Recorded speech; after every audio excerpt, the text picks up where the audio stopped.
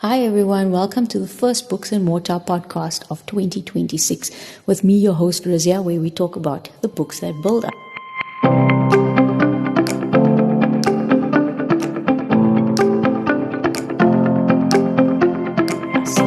And for the first book of this year, I come to you with part 17 of the Skullduggery Pleasant series, if you can imagine, right? It's called A Heart Full of Hatred, and you may be asking yourself, is it good for a series to actually go on for this long? And in this case, my answer is yes. I don't think that I've read another series that's had so many books.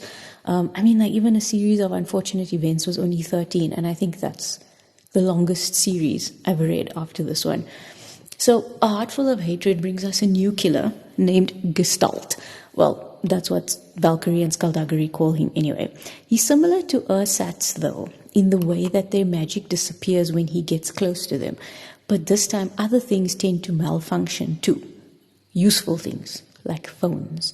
He's also insanely strong, and he killed Detective Clearwater, who is a friend of Valkyrie and Skullduggery's, and the two arbiters are now brought in to work on the case. So they have a suspect, one Orson Sparse, but get this, right, he has a lawyer. And this irks Skullduggery to no end, right? So up until now, sorcerers had been making use of sensitives to determine if someone had committed a crime by essentially going into their mind and seeing if they did it. However, thanks to our favorite arbiters, it was discovered that sometimes you have a subpar sensitive who just makes stuff up, getting people convicted who may actually be innocent. So you see the problem here, right? So they thought the system was infallible, but it wasn't. So the challenge now is that things will take a lot longer to move forward and for criminals to get convicted. And, as Skullduggery says, a whole lot more paperwork. Orson's lawyer is great though, he's really smart, so I see why they hate him. So, when all of this starts, right, Valkyrie is on holiday. And of course she gets into a fight, right, at the hotel, because that's what Valkyrie does. And she uncovers a secret trade between a guy named Dower and someone named Chorus Wild, who's apparently a bit of a wild card. So much for this holiday, but I think she was expecting it. And I think this is her idea of a holiday, really, like kicking bad guys' asses in new locations. And it's after this incident that they get called in about Detective Clearwater, and the suspect is Orson Sparse. So Detective Clearwater was working on a case where Orson was a suspect in the murder of a mortal named Paul Keyes. So Orson is an isolationist, right? Meaning that he's part of a group who believe that sorcerers and mortals should live completely separated or isolated from each other, right? Like I said, though, the lawyer has prevented Skullduggery and Valkyrie from getting anywhere with the case, but the motive is expected to be revenge. After the deletion, that's actually the motive for most mortal murders, it would seem. And it's interesting, though, because there were no repercussions for the mortals for how they slaughtered sorcerers. And it's because after the deletion, Darkess came along and she just reset everything. So the mortals have no idea what happened, but the sorcerers remember everything, right? And Orson Sparse tells Valkyrie and Skullduggery, yeah, said Sparse, so long as we don't hurt anyone else. If we do, you come for us, right? But when the mortals hurt us, when they murder us, what do you do then? You just shrug, don't you? You say, Darkess made it all better. She reset reality so that none of it ever really happened. Only it did happen. They get to carry on with their lives and we have to live with what they did to us. Where's the justice in that? There is none, Skullduggery said, none that I can see. So why am I here? Because justice has to start somewhere. There's no getting through to you, is there? Sparse said. There's no chance of fairness. He sat back. I'm done talking to you. I tried, but you're in too deep. You might not think that you work for the sanctuary, but all you care about is keeping things the way they are. And he's not wrong, and I find this weird, actually, for Skullduggery and Valkyrie. They're working to maintain the status quo, but something so fundamental has changed. And I don't think that it's asking too much to have some things change with it. I think you have to adapt in these situations. The same things can't work all the time. Systems become obsolete, it's normal. But they're actually quite averse to any kind of change. Anyway, this group of isolationists are planning on purchasing an island, right, called Insadoom, where they will live away from the mortals. So the thing about this island is that it only appears when certain criteria are met. Otherwise, it can't be seen. Oh, and Valkyrie and Skullduggery are invited to the party, yay. And Ghastly is making their outfit, yay. So, it will be armored and fabulous. So he made Valkyrie another armored outfit, though, right? So it goes like this. She pulled on the jacket and zipped it all the way up. The black metal skull now rested low on her right side. She tapped it, and the suit bonded with her clothes, forming a seal that covered her hands in black and her head with an angular white skull, protected by a black hood. Interesting, isn't it? She now looks like Skullduggery. So some drama is going to go down on that island, right? And it's been orchestrated by Chorus Wild.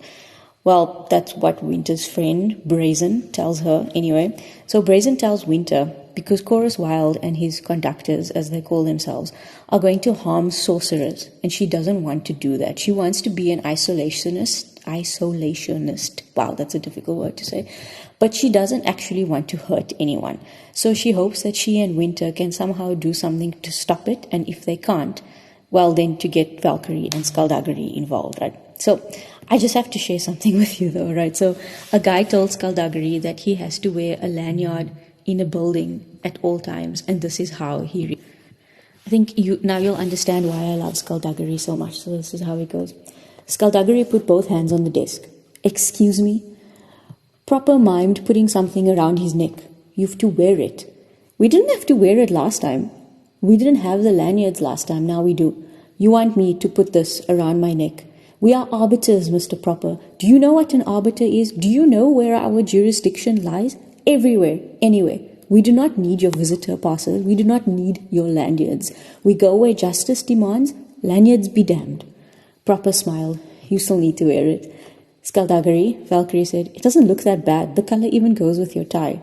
That is hardly the point, Valkyrie. This lanyard is an attempt by small-minded bureaucracy to homogenize those people operating, however temporarily, within its parameters. It's akin to tagging migratory birds. Why do you want to tag us, Mr. Proper? Where is it you don't want us to go? What is it you don't want us to see? Passers are not trackers. They're not trackers yet, Skullduggery responded, but they will be. This is a slippery slope. If you don't wear the pass, Proper said, you will not be allowed to go any further. We are arbiters and we can go wherever we want. Proper was enjoying this far too much. The Cleavers have orders to stop any member of the public, including arbiters, who is not wearing a visitor's pass. If you want to fight them, cause a scene, upset the mayor, then that's your choice. Otherwise, you can obey the rules. Skullduggery looked at this man, and this man looked back at Skullduggery, and his smile, just for a moment, turned into a smirk. Skullduggery remarkably gave a nod. Very well, he said. He took off his hat, put on the lanyard, and put his hat back on. Could you tell Officer South we have arrived? But of course, said Proper, his voice dripping with victory. Please wait over there. Skullduggery walked to the bench opposite and sat, and Valkyrie followed. She sat beside him. I'm actually kind of impressed with how you're handling this, she said. That man is now my enemy, and he will know my fury. Oh, my wrath shall unfurl like the black sails of a great galleon, crewed by the dead and the damned, carving its terrible path across the ocean, towards vengeance, towards satisfaction, towards the things we dare not speak about, lest the darkness set in and the rot begins to fester. My rage is untethered. This is why I love Skullduggery, it's always just, it's never just a reaction, it's always an overreaction. But I love him. My rage is untethered. Okay, anyway, Winter, Valkyrie's younger sister, is still at school and being a teenager. Broody, not speaking to her parents, or her sister really, and pretty much not bothering with anything. But there are some things that young Winter bothers with. She does actually want to be a good person, but she has some anger simmering inside. And she says, to give in here and now to the urges within her, to tear off that sheet and become someone who used violence to batter the world into a more palatable shape. She wasn't ready to take that step. Not yet. It's a bit scary, isn't it? I don't know when Winter is going to explode, but I'm intrigued by this darkness inside her. And her thing is that she feels that Valkyrie took away her choice to be the child of the faceless ones, to become Malice. Never mind that it could have been potentially catastrophic. It was her decision, and Valkyrie took it away from her. So Winter and her friends are once again trying to extract Brazen from her involvement with the isolationists, especially because of their entanglement with Chorus Wild and his conductors. So Winter has a secret though, right? She visits Cold Heart Prison once a month to visit Malice. Malice from an alternate universe, the same universe as Cadaver came. In that timeline, Winter became the child of the Faceless Ones, and she became Malice. They hated each other, and they wanted to kill each other. So it's amusing for Cadaver to meet Winter and then walk and talk with her without wanting to kill her, because he wants to kill Malice. So this is what Winter and Malice talk about. Do you have any mortal friends? Not anymore. So go out, make some mortal friends. You might rate them higher. I don't want mortal friends. Mortals are, yes, problematic. Almost every mortal I know is a narcissistic train wreck with prejudice leaking out of every pore. We just had the Edgley family reunion and Mom was like, "Are you coming? What time are you going to get there?" How was it? I didn't go. That's my point. Why would I want to surround myself with people like that? To prove your assumptions wrong. Winter frowned, but my assumptions aren't wrong. The lightning shape moved, stepping closer to the glass wall that separated them. We're very different, you and I. This made Winter pause. Usually, Malice found immeasurable joy in pointing out how similar they were. I remember your life up until a certain point, she continued. In my timeline, Damocles' Creed sent out the activation wave and Valkyrie resisted the change, grew some wings, and then you became me. But in this timeline, you never got to that point. And so I don't know what it's like to be you right now. I don't know what you've been through. That lightning face pressed itself against the glass, its features flattening and crackling out along the surface. But you've been through something that you've been keeping from me. What happened to you? When Winter didn't answer, Malice moved back a little, and her face, or what Winter could see of it, reformed. Interesting, she said. Whatever it is, it has definitely affected the way you think about mortals. For me, they became nothing but food for the Faceless Ones, but for you... Winter didn't want to talk about this. I met up with Alter again, she said. Malice hesitated, then nodded, respecting the topic change. Does he still want you to lead the revolution? Yes. And you say... I say I'm too young. Joan of Arc was. I know what Joan of Arc was. I'm not Joan of Arc. I'm not Valkyrie. I'm not you. No, you're not. You are entirely you, Winter. You might not know who that is, but often we only discover who we are afterwards, when the dust has settled. Meaning, a smile. If you will forgive me for paraphrasing Shakespeare, some people are born great, some achieve greatness, and some have greatness thrust upon them. And then there's you, and, by extension, me, who are all three at once. I see that narcissism isn't reserved only for mortals. Malice waved a hand, a gesture that left tendrils of lightning trailing in her wake. We are great, Winter, and the people around us can't help but recognize that. You shouldn't be surprised when they fall in line behind you. I don't want to lead anyone. That's not up to you. Then what is up to me? Could you tell me that at least? It's up to you how you deal with what lies before you. That's all any of us can do. Winter glared. That's not good enough. I need something else. I need more. You need to be in control of your own destiny. Yes, said Winter. Yes. I would point out that nobody is in control of their own destiny, and I would be entirely right. But if anyone could break that rule, I am entirely confident that it would be you. So Derek Landy is really building up the tension in Winter's arc.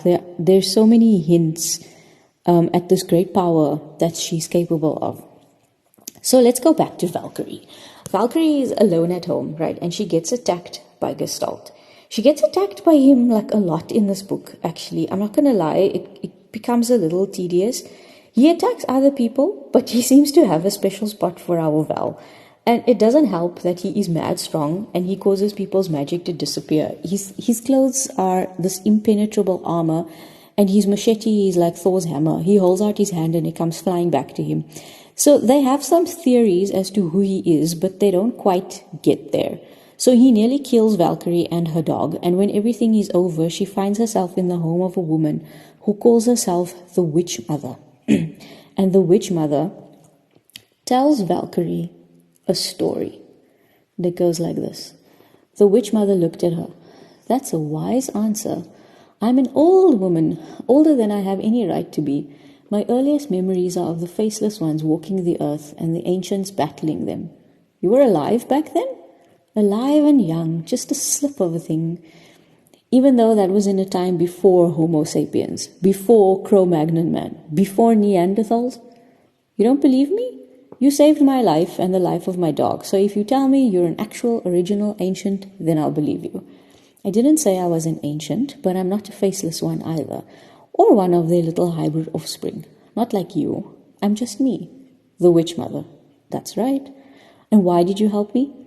The old woman went to a rickety chair, tucked her cane under her left arm, and with her right hand she pulled the chair closer. It took a while. When she was satisfied, she took her cane into her right hand again and sat. And Valkyrie glimpsed her left hand beneath all those shawls and sleeves. She had a thumb, but no fingers. Recently, there was to be a battle, Witch Mother said, between the child of the ancients and the child of the faceless ones, to decide the fate of humanity. But that boy, the boy who became living stone, augured darkly, obsidian. Obsidian, yes, he rendered that battle irrelevant when he scared the faceless ones so much that they reduced themselves into a single spark. What a measly, cowardly race who didn't even have the wherewithal to die right. No offense to you, my girl. None taken. Witch Mother smiled. So you see our dilemma. Valkyrie sat up, groaning slightly, and swung her legs off the bed. You're going to have to explain that. If there are no more faceless ones, then there can be no child of the faceless ones. And that means there can be no battle.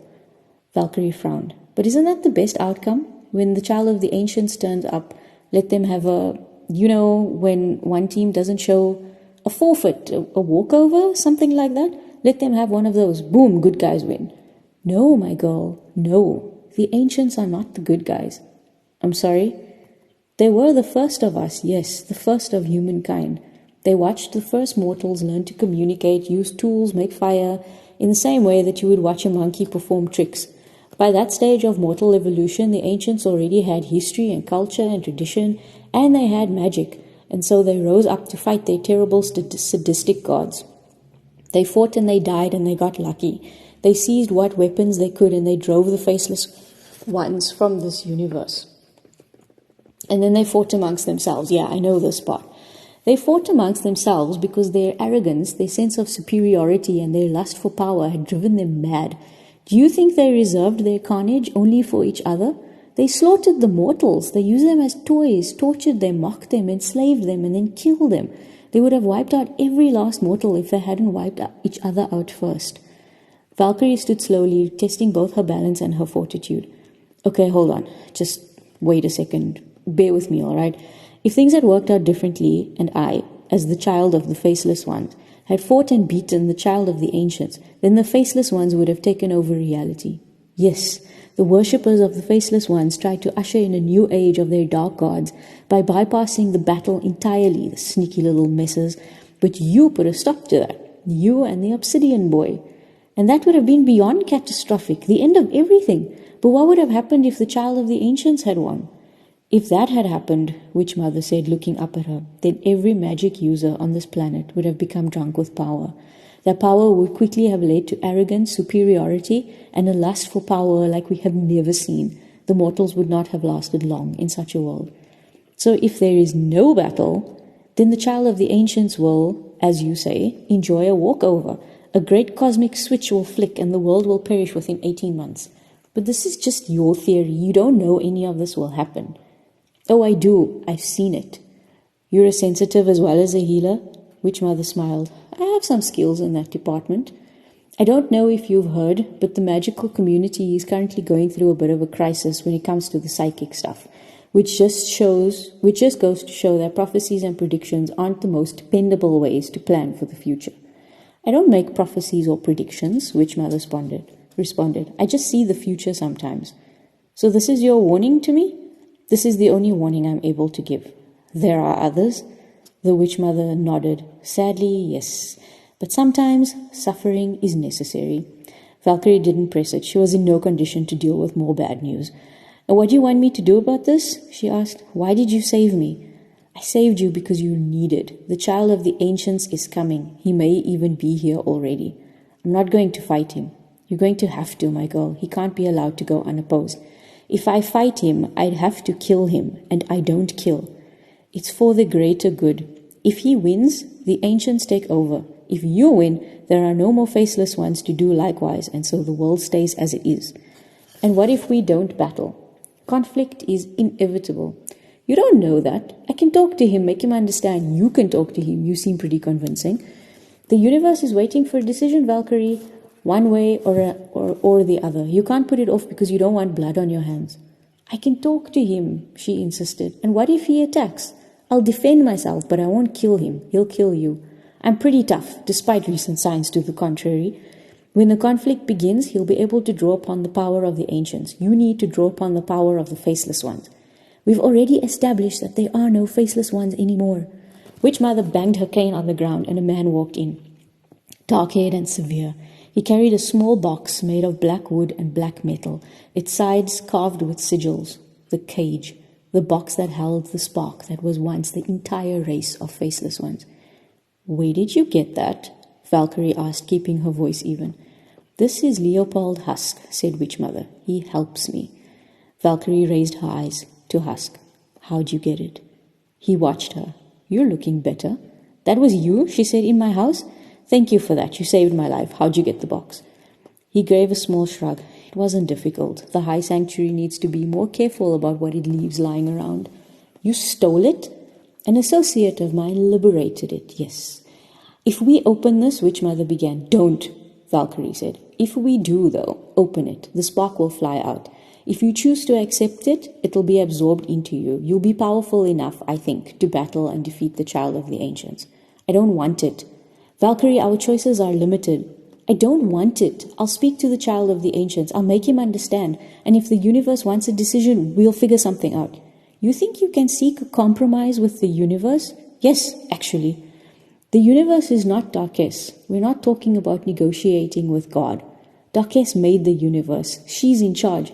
No, my girl. That moment has passed. Now the universe answers to nothing and no one. I'll take care of this, Valkyrie insisted. You don't have to do anything. I'll fix it. So confident, Witch Mother said. So wrong. Valkyrie held her hand out for the cage, but Husk didn't move. I'm afraid we're going to keep hold of the box and the spark within, said the Witch Mother, for the time being. I can't allow that, Valkyrie told her. The Witch Mother shook her head. So confident, she said again. So wrong. Then Valkyrie was back in her house. The front door was open and the axe was on the floor, and Xena was there. Valkyrie collapsed onto the floor, startling the dog awake, and dived on her, wrapped her arms around her. From nowhere came great guttural sobs that seemed to be the only sounds she'd ever be able to make from this point onwards. She held her dog and cried. Phew! Okay, so, prophecy. Huge battle. Valkyrie refusing the power of the Faceless One, and somehow convinced that she can talk sense into the child of the ancients. Jeez, Valkyrie is a pacifist, right? As hard as that may be to believe, given her love of fighting.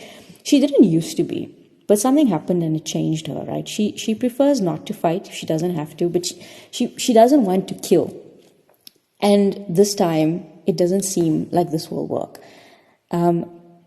This is the end of the chapter, right? And Valkyrie has been through a lot. She's seen a lot. She's almost died like countless times. And she actually died once. The people close to her worry about her all the time, except Skullduggery.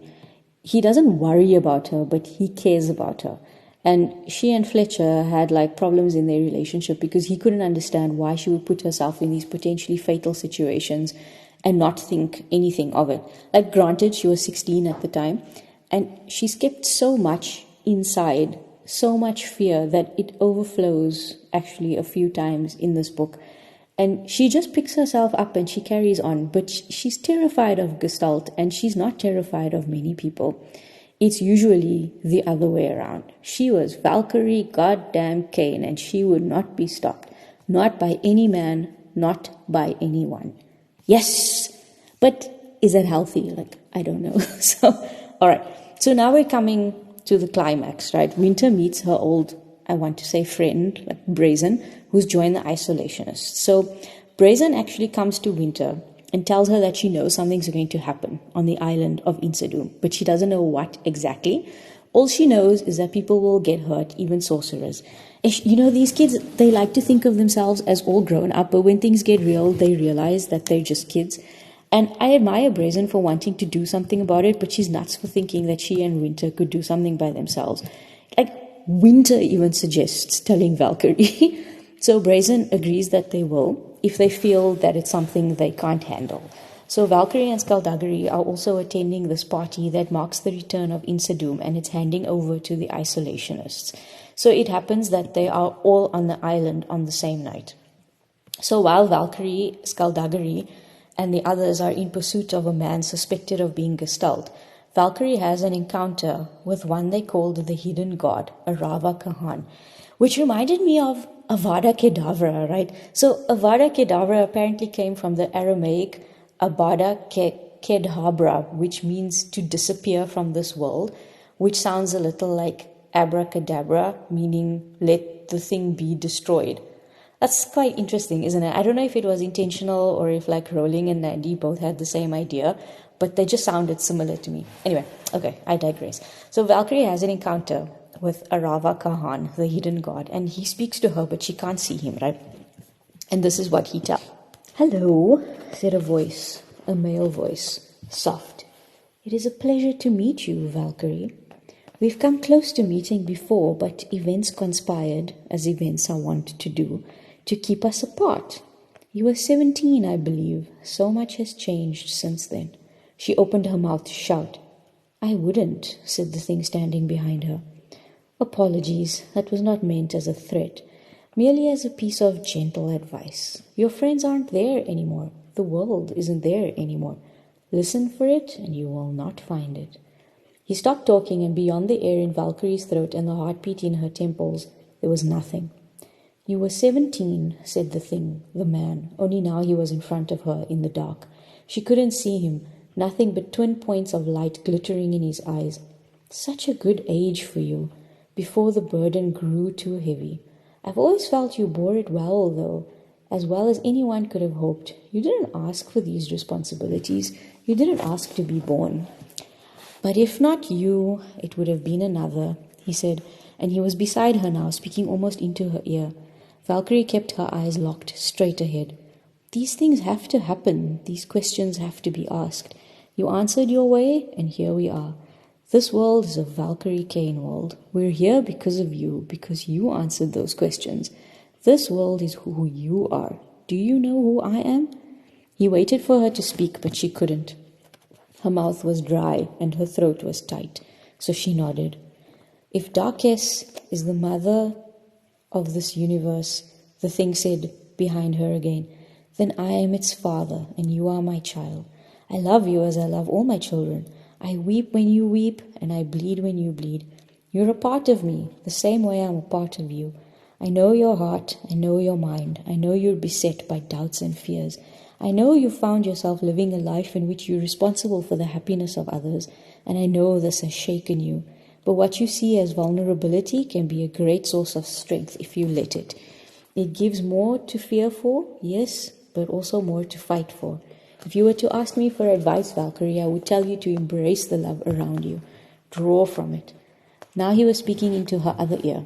"You came here tonight to find a man, a necromancer.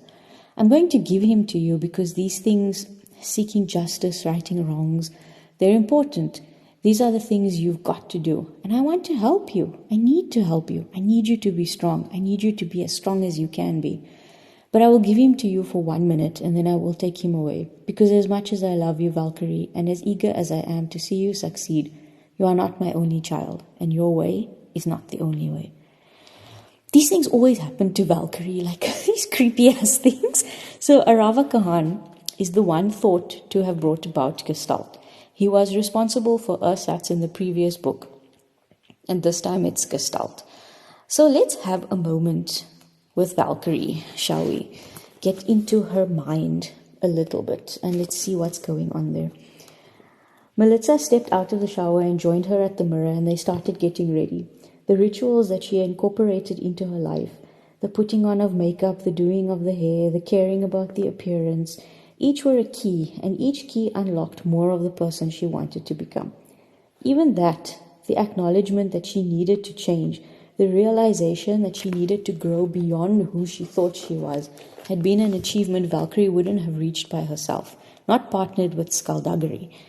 She would have strode through her 30s concerned only with how much she could lift, how hard she could hit, how many bad guys she could break, and she would have just kept striding until she looked around one day and realized she was all alone out there, alone with a skeleton who didn't need the same things she needed.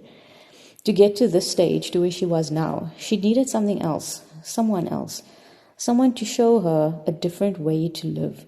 She'd been the outsider, standing alone at the edge of the world, and she'd felt the disdain for the masses, filled as she was with her own individuality, her own importance, her own singular pain and struggle.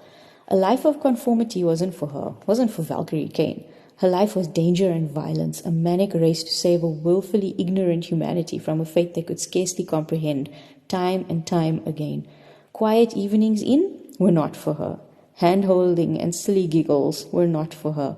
Love and happiness were not for her. Until they were. So Val has something to lose. She has her parents, her sister, her partner, her friends, and she feels it. Like when she was younger, she used to push these things away, I think, or she didn't acknowledge them. Now it's at the forefront of her mind all the time. She's also always been able to carry on because she just tells herself that she can, and she doesn't give herself a choice. So she's modeled herself a lot on Skullduggery when she was younger, who is a dead man with a score to settle. But thank goodness she's changed a lot. And now to Insadoom. Winter and Brazen are there, making their way towards all the festivities, when Brazen turns around and pulls a gun on Winter. Like, what? I did not see that coming, right? And then she goes on this rant. You ruined my life, you know that? Brazen said. Did you even notice? I had friends. I was happy. Me and Mia, when we were kids, inseparable. We'd come up with our own dances, we had our own jokes, and then you came along. Little Miss Mysterious. I mean, really, right? So your solution is to kill her? Like, are teenagers really like this? I don't know. Okay, so here's more. You're going to kill me because I took your best friend away? You also took my boyfriend away, or are you denying that there's something between you and Tia? Tia was never your boyfriend, but you knew I liked him. Are you being serious? Are you really going to kill me because the boy you fancy doesn't fancy you back? Brazen laughed. No, Winter. Those things just annoyed me. They made me dislike you. They made me not want to be around you. So I joined the Order of the Ancients because, hey, at least that would be something for me. Something that you didn't have anything to do with. And then what happened? You joined. I joined to help you. I don't need your help, Brazen yelled. I was happy there. I believed in the cause just like I believe in this cause, just like I believe in Chorus Wild. So why are you murdering me in cold blood? Because there's no other kind worth murdering someone in. She almost said that. Not quite. Brazen got to the beginning of her last word and her head flipped as it came away from her shoulders. Gestalt. So maybe he heard her whining and he killed her. So that's what happens when you rant and want to kill people for dumb reasons, kids, right? Life lesson. But now he's after Winter, and that's not so good, right? So she runs for her life, like literally. So while she's running though, she sees a man coming towards her and he gives her something. A box. A small box made of black wood and black metal containing the spark of the Faceless Ones. It seems as though since Valkyrie refused the offer, the other Edgley sister will do. So the power belongs to their bloodline after all, right? And Chorus Wild, meanwhile, has made his move. He and his band of merry followers have infiltrated the isolationist event and they're causing havoc. His idea is to sacrifice some high-level people at this gathering, including Grand Mage Ghastly Bespoke. His issue is that although he agrees with the idea of separating from the mortals, he feels like living on Insadoom is like admitting defeat. He wants the sorcerers to overpower the mortals. And to really make sure his point hits home, they've planted a bomb on the island that will disrupt its ability to travel through dimensions. And so the fighting begins with another encounter with Gestalt for Val. But luckily Skullduggery shows up just in time and he pumps Gestalt full of lead. More fighting. Then Valkyrie finds out that Winter is on the island and she's off and she's not in a good state, hey? So this part actually drags out for a little while, but we eventually get to the final encounter and we find out Gestalt's identity. So if you don't want to know, I'd suggest that you skip quite a bit here because, yeah, but all right. Gestalt is a vampire named Kaelin who had died about 16 years ago. So some background. Valkyrie and Fletcher used to date, right? And Valkyrie cheated on Fletcher with Kaelin, the vampire here. Val was 16 and she was arrogant like beyond all human belief. I wanted to reach into the pages and like pull her hair or something. Anyway, Tanith knew and she told Val that if Skullduggery finds out, he will kill Kaelin. What is it? Anyway, vampires are animals. They are not humans. And Kaelin had a bit of a temper. He was also really possessive. So when Valkyrie tried to break up with him, things got scary. And who came to her rescue? Fletcher. They fought Kaelin together and it ended with him falling into the sea. And salt water kills vampires, so he died. But he has come back from hell, courtesy of Arava Kahan, apparently, to exact his revenge on Valkyrie and everyone she loves. I mean, like, just get over it already, Kaelin, right? So, like, while he's explaining all this to her, as villains tend to do, the monologue, Val notices that the longer he keeps his mask off, the less powerful his defenses become. So the tide of the fight is changing now. And in between all of this, Winter opens the cage containing the spark of the faceless ones, and it goes into her. Oh my word. So she is now the child of the faceless ones. Okay, so going back to the fight, Fletcher shows up again to help. Oh my word, full circle.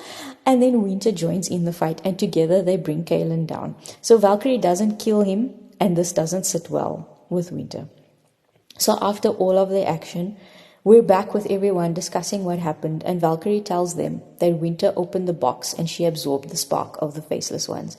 And this sparks a bit of a panic, right? Because the question is now whether Winter will opt to bring the faceless ones back.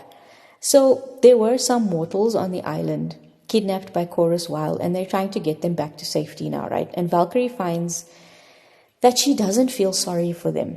They were mortals who killed sorcerers and then forgot about it after the reset. But Winter recognizes one of them, a man named David Slot, who is apparently part of a group called Department X, whose job it is to hunt down sorcerers.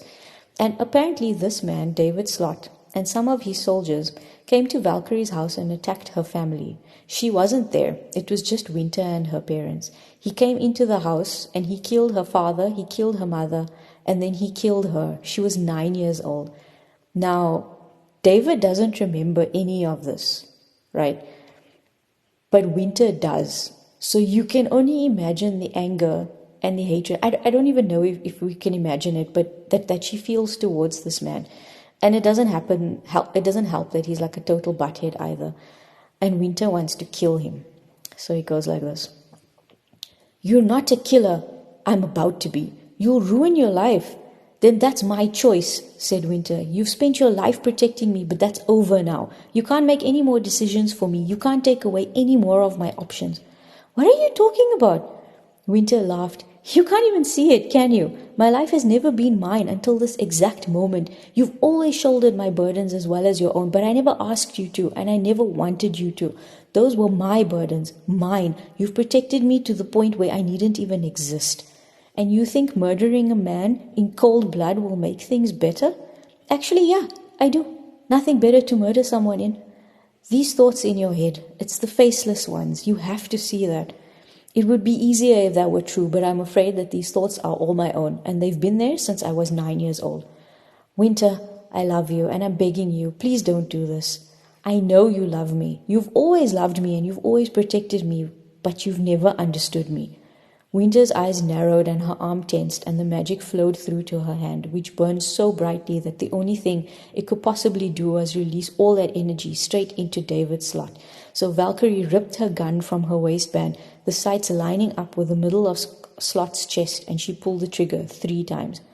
Slot stepped back and fell, and Cadaver snatched the gun from Valkyrie's hand, and Winter screamed. Why did you do that? Winter screeched. He was mine. I'm sorry, Valkyrie said, tears running down her face as the cleavers grabbed her. I'm so sorry. Winter lunged at her, but Cadaver held her back. I had to do it. I had to be the one. Why did you do that? I couldn't let you, Valkyrie said, the shackles closing around her wrists. I'm so sorry. The cleavers hauled her back, away from the gathering crowd, and a teleporter approached, listened to the sanctuary operatives in charge, and nodded. Someone moved in front of her, and Winter was lost to sight, so she searched for Melitza, but Melitza was still on her knees trying to save a dead man's life. Valkyrie blinked and suddenly she was on another island, a flying island, where the freezing wind cut through her wet clothes. The cleavers marched her across the courtyard into the harsh lights cast by the watchtowers, and the doors ahead opened, heavy and creaking, and Cold Heart Prison welcomed her home. Phew, oh my word. Okay, so do you think Valkyrie did the right thing?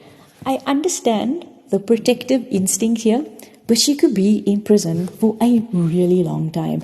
And I think it's probably better that Val went to prison though, rather than Winter, because I think it's more likely that Skullduggery could get her out, right? And just speaking of Skullduggery, I don't feel as though he featured much in this book. In fact, I feel like he's featuring less and less, and I don't know if it's my imagination, but I miss him, right? And the books are called Skullduggery Pleasant, but lately I feel as though they should be called Valkyrie Kane.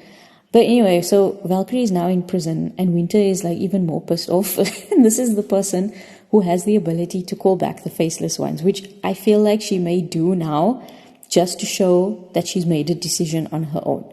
So something great about Derek Landy, though, is that he doesn't make us wait. So I am sure that we'll be finding out what happens next pretty soon. He has a new podcast out. It's called A Small Matter of Impending Catastrophe. It's available for free on Spotify, and there are episodes released once a week, but they're all available now. I think there's 6. It's actually also published as a book, and it's available in bookstores. The last podcast was really fun, so I'm listening to this one as well. And A Heart Full of Hatred can also be found at any bookstore, and I hope you give it a read. These books are really exciting. So until next time, this is me, your host, Razia, on the Books and Mortar podcast, where we talk about the books that build us. Bye.